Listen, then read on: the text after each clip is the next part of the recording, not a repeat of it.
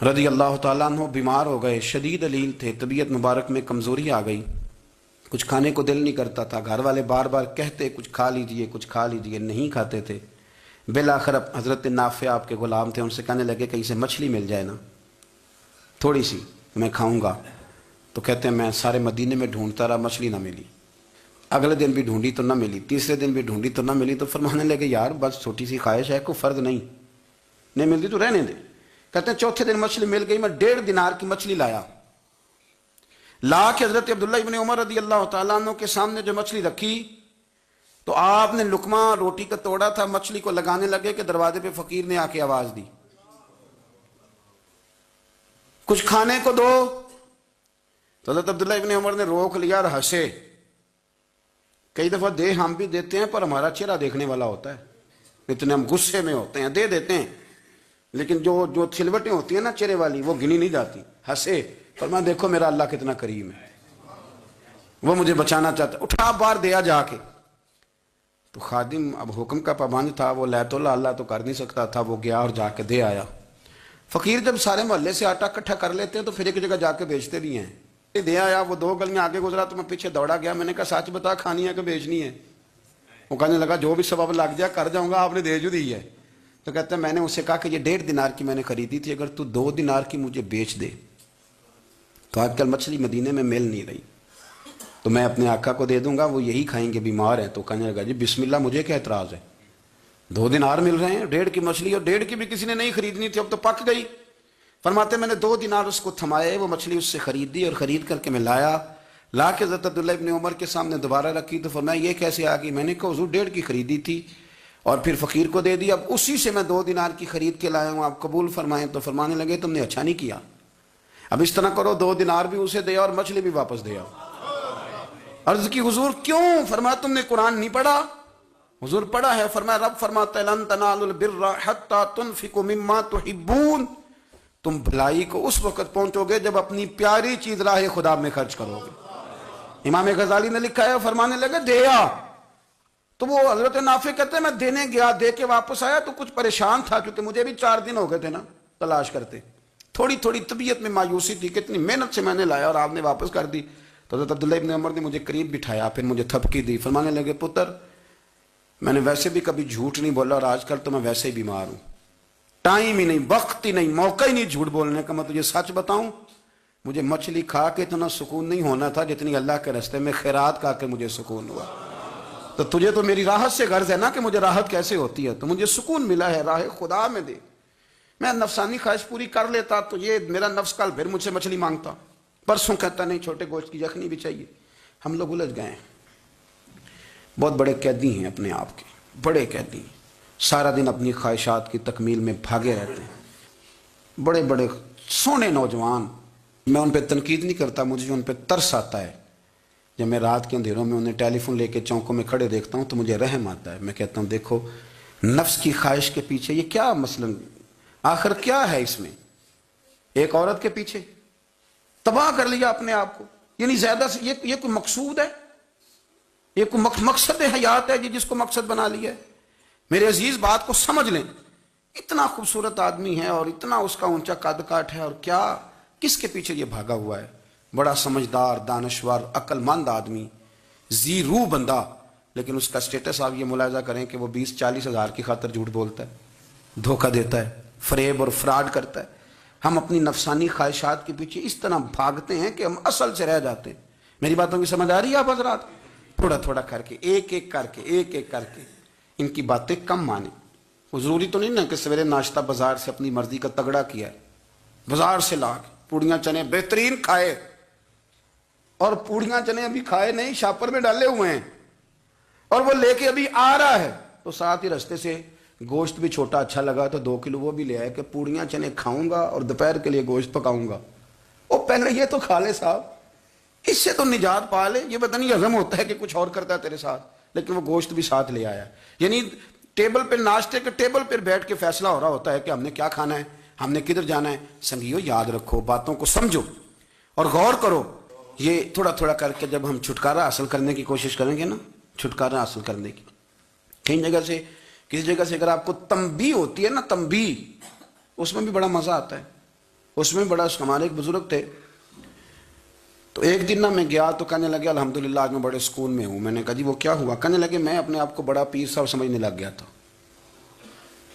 تو ایک وابڈا کے کسی آدمی سے کام تھا، تو میرے ایک دوست نے مجھے کہا کہ پیر صاحب اس کو ٹیلی فون کر دیں، سنا ہے آپ کا عقیدت مند ہے.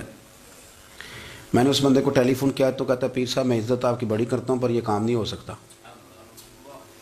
کہتے ہیں جب اس نے مجھے کہا نا تو کچھ بھی نہیں، تو مجھے بڑا مزہ آیا ہے، ورنہ میرا تو نفس پھول گیا تھا. میں تو سمجھتا تھا کہ جو میں کہتا ہوں ویسے ہی ہو جاتا ہے.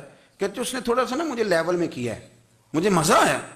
یہ لوگ نا اپنے اوپر بوجھ ڈالتے تھے، یہ تھوڑا تھوڑا پیچھے ہٹتے تھے، یہ سمجھتے تھے کہ اس طرح تو ہماری تکمیل رہ جائے گی. صبح سے شام تک اگر اسی نفس کی باتیں مانتے جائیں گے تو خرابی کرے گا. دولت کا نشہ ہے بھائی، دولت کٹھی کرنے والا کسی جگہ سیر نہیں ہوتا. حسن کا نشہ ہے، حسن کا نشہ ہے. حضرت ابو بکر شبلی رحمۃ اللہ علیہ فرمایا کرتے تھے جو تیری بیٹی کو خوبصورت سمجھ کے اس کے ساتھ نکاح کرنا چاہے اسے بیٹی نہ دینا. حضرت جی کیوں؟ فرمایا حسن تو تھوڑے دن کے بعد ختم ہو جائے گا، پھر وہ اس کی قدر نہیں کرے گا، وہ تو کہیں اور منہ مارتا پھرے گا. حضرت ابو بکر شبلی رحمۃ اللہ تعالی علیہ کی بیٹی خوبصورت تھی. ایک نوجوان کہنے لگا میرا نکاح کر دیں. آپ فرمانے لگے پتر تو 1 مہینے کے بعد آنا کر دوں گا. بڑی موٹی تازی خوبصورت صاحبزادی. تو حضرت نے اسے دوائی کھلائی، اسے پخانے لگ گئے. جو پخانہ کرتی ایک مٹکے میں سنبھال دیتے. تھوڑا وقت گزرا تو وہ ہڈیوں کا پنجر بن گئی. مہینے بھر میں دست اتنے آئے کہ کمزور ہو گئی.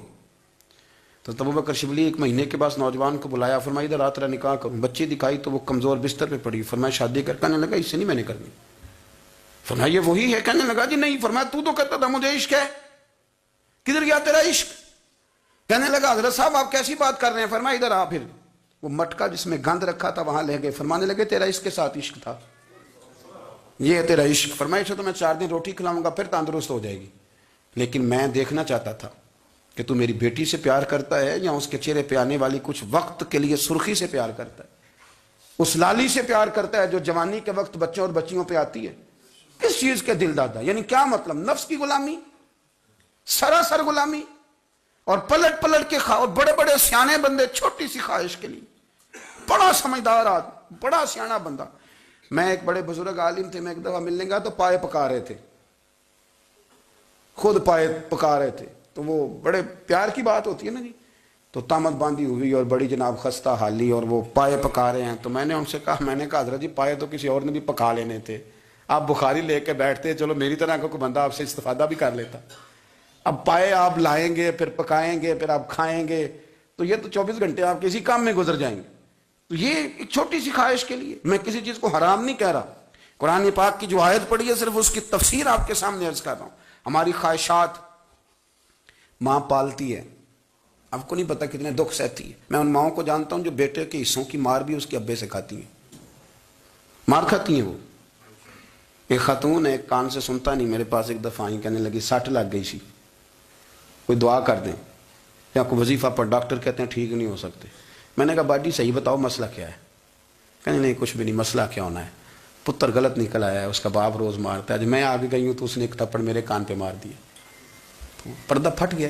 مائیں مار کھاتی ہیں، لیکن وہ پتر جس کو بڑی محنت سے پالا ہے وہ جوان ہوتا ہے تو اماں سے کہتا ہے تجھے چھوڑ دینا ہے، پر جس لڑکی سے میرا ٹیلی فون پہ رابطہ ہے اسے نہیں میں نے چھوڑنا، وہ نہیں چھوڑ سکتی. ہر شے کچل جاتا ہے. وہ اماں کبھی لیٹ کے رات کو سوچتی ہے کہ یہ تو میری کل کمائی تھی، میں تو آج بھی اس کے حصے کے تھپڑ اپنی گالوں پہ برداشت کر رہی ہوں، تو یہ کدھر گیا؟ اردشیر نام کا بادشاہ تھا.